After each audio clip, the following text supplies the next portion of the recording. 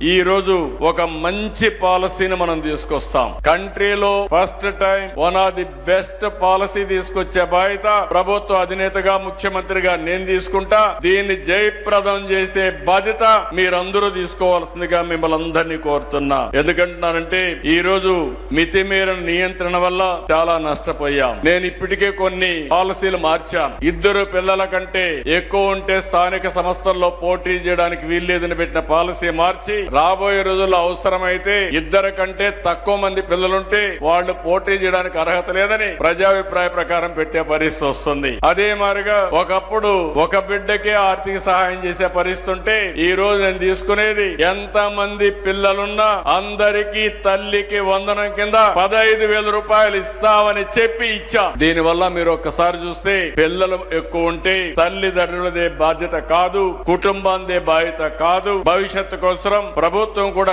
కలిసి పనిచేస్తాం. ఎక్స్పెండిచర్ లో కూడా షేరింగ్ చేస్తాం. ఆ పిల్లల్ని అన్ని విధాలు ఆదుకునే బాధ్యత తీసుకొస్తామని చెప్పి కూడా నేను మీకు తెలియజేస్తున్నా.